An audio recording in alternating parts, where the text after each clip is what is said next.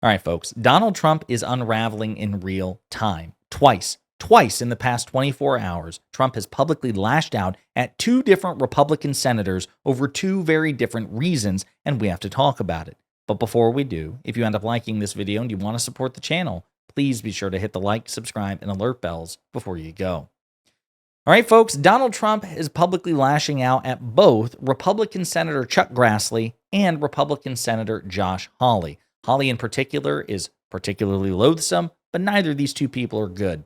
And we got to unpack the circumstances, okay? Let's start with Hawley, which is actually the most recent because Hawley is the most well-known as well of the two, and this is the most recent. So it concerns a ban on stock trading involving Congress and the president and vice president. This is what Trump had to say about the notion publicly earlier today before he blasted Hawley. Thank you, Mr. President. Senator Hawley introduced legislation that would ban members of Congress from owning or trading individual stocks. It extends to the president and vice president. Are you in favor of that legislation? Well, I like it conceptually. I don't know about it, but I like it conceptually. And, you know, Nancy Pelosi became rich by having inside information. So that's an allegation that's been leveled at Nancy Pelosi for years, that she is corruptly benefiting from her government contacts. And to be sure, she has made a shit ton of money since she has been in office by way of her husband's trade. So at the very least, the appearance of impropriety is pretty gross on both sides. It's even worse with the Republicans. But that was what Trump had to say before he pivoted to his attack on Nancy Pelosi. He's like, conceptually, I like it, even though it would prevent presidents and vice presidents from engaging in stocks as well. And then it was reported that that bill actually passed in a Republican committee. The Senate Homeland Security and Governmental Affairs Committee just passed this bill, the modified version that applies to the President of the United States and Vice President, that the White House lobbied against on an 8-7 vote, with Senator Josh Hawley joining all Democrats in favor. Because it was reported that as this bill was being debated, privately behind the scenes, the White House was trying to kill it. Okay, so that happens. Privately, they try to kill it. Josh Hawley still votes for it anyway, knowing that it would apply to presidents, and Trump's currently the president. Trump said he supported the bill. Hawley votes for it, and then Trump loses his shit. Why would one Republican Senator, Josh Hawley, from the great state of Missouri, join with all of the Democrats to block a review sponsored by Senator Rick Scott and with the support of almost all other Republicans of Nancy Pelosi's stock trading over the past 25 years? The information was appropriately released just minutes before the vote, very much like sabotage. The Democrats, because of our tremendous achievements and success, have been trying to target me for a long period of time, and they're using Josh Hawley, who I got elected twice, as a pawn to help them. I wonder why Hawley would pass a bill that Nancy Pelosi is in absolute love with. He's playing right into the dirty hands of the Democrats. It's a great bill for her and her husband, but so bad for our country. I don't think real Republicans want to see their president, who has had unprecedented success, targeted because of the whims of a second-tier senator named Josh Hawley. Josh Hawley, who, of course, as we've discussed in previous videos, has repeatedly violated his own stated principles on Donald Trump's behalf. This is a guy who is a self-professed MAGA populist and yet constantly betrays his MAGA populist bona fides because at the end of the day, he's really loyal ultimately to Trump. Now, real quick, I want to play this clip. It's not about Hawley, but it has to do with the bill that Hawley voted in favor of along with the Republicans. This is where Trump believes he's being targeted. I own operating businesses, but somehow it's suspect because I made money. I don't know how many people in the audience, how many of you don't want to make money? Anybody want to be poor? I don't. Right? So this idea that we're going to attack people because they make money is wrong. Is absolutely wrong. We should cherish all of our different backgrounds. Every one of us has a different background. I've got a business background. But what I was just accused of is making money, and somehow I can't be fair and do things the right way. So I think it's disgusting what is going on here. So, but you know, I agree with, you know, I completely agree with you. We've got to stop people from trading stocks. But this is way different. This is an attack against the president, attack against the vice president. That's what this is. So I think it's wrong. So that is Republican Senator Rick Scott, aka Voldemort, in his feels, just totally weeping. Oh, you can't have a bill that like prevents the president, vice president from like trading stock. Like, no, they get to be corrupt. I mean, as long as it's a Republican president. So yeah, there you have it. Okay, that's Holly right there. So Holly, this MAGA populist who constantly violates his own principles for the sake of Trump, dared, at least for a moment, stand on principle to vote with Democrats on a bill that would ban congressional stock trading, which is good, and prevent presidents and vice presidents from engaging in stock trading as well. Trump publicly signaled support for that while privately lobbying against it. Then when it passed the committee with Holly's support, Trump blasted Holly, at least in part because Nancy Pelosi supports the bill, right? So this person, Nancy Pelosi, who has been accused of insider trading, of course, never been proven, but this is a longstanding allegation. And again, at the very least, the appearance of impropriety, like it looks bad. She came out and supported this. Like, hell yeah, ban it. Have it apply to me, have it apply to everybody, and also have it apply to the president and the vice president. Then Trump changed his tune.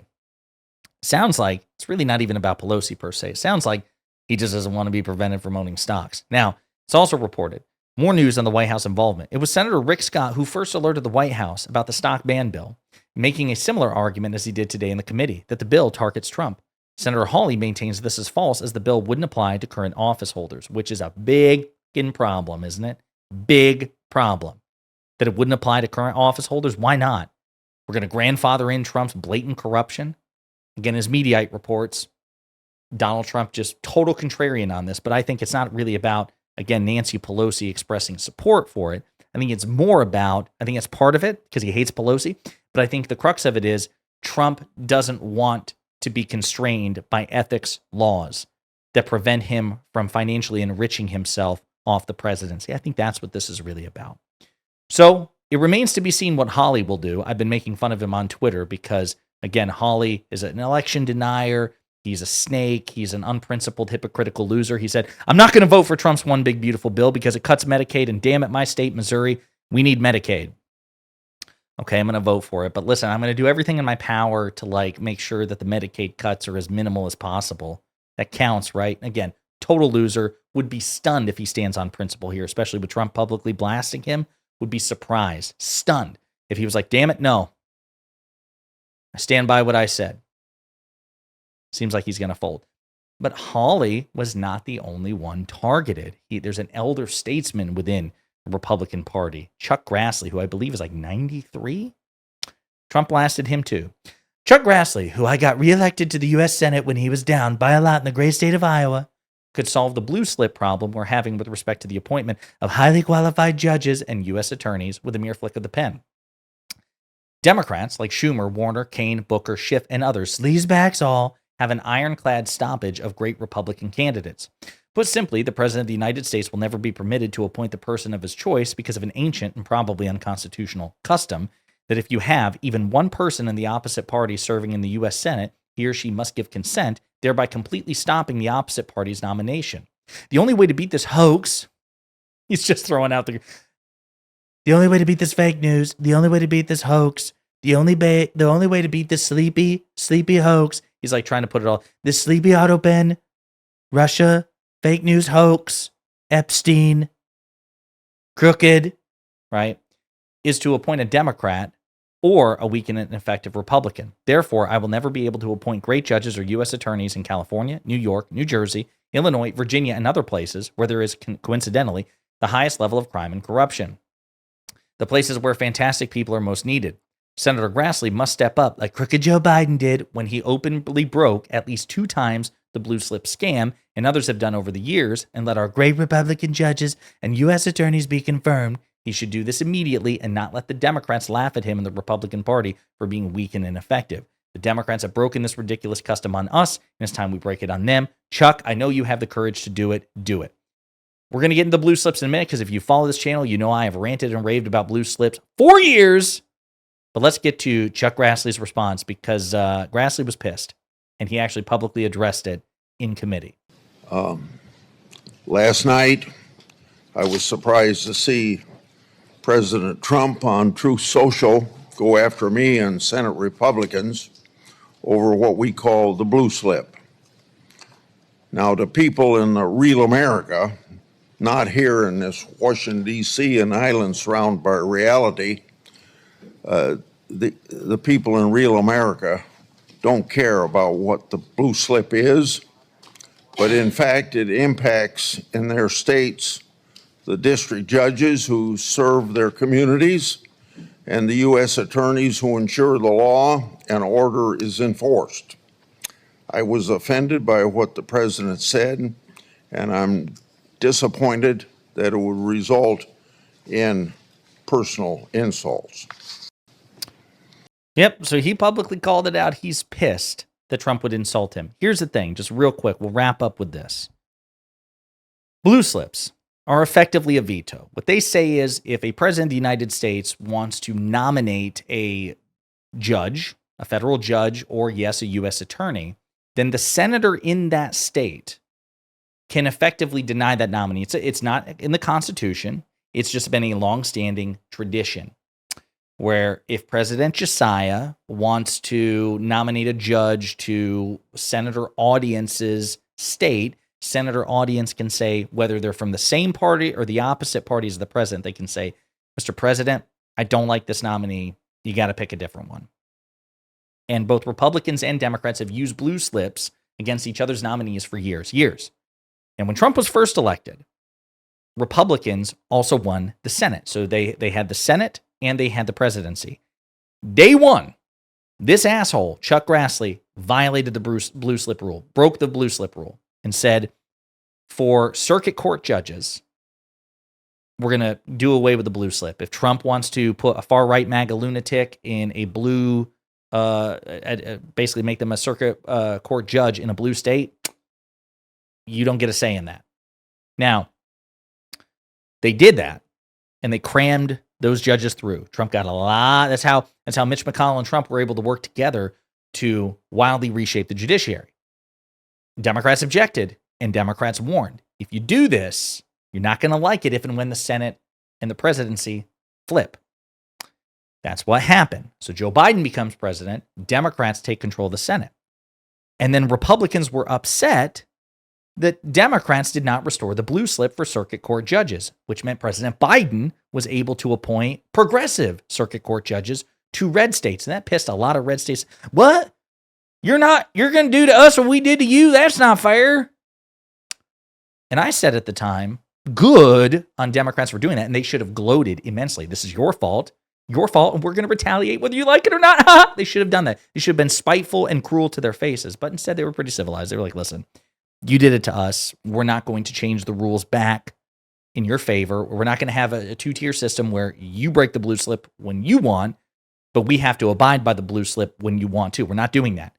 You violated this tradition. We're going to keep the tradition violated because of you. What Democrats could have done, and what I wanted them to do, was go tit for tat and say, well, not only are we not going to restore the blue slip for circuit court judges, which was your decision, Republicans, but we're actually going to take the blue slips away for district court judges. Do basically what the Republicans did at the circuit level, but Democrats do it for the district level, which they could have done, which would have let them fill district court judges without Republicans interfering. And this is important because Eileen Cannon, who was the Trump-appointed judge who presided over the classified documents case, who just ruled in Trump's favor blatantly, egregiously, and then tossed the case, the only reason she got that case is because when it was randomly assigned to the district in Florida, there were so many vacancies in Florida that it meant that the probability of her getting that assignment, because there weren't other judges, increased dramatically. Democrats didn't break the blue slip. They didn't fill those vacancies. Eileen Cannon got the case, and Cannon dispensed with it. So as far as I'm concerned, Democrats should have done this, but they didn't.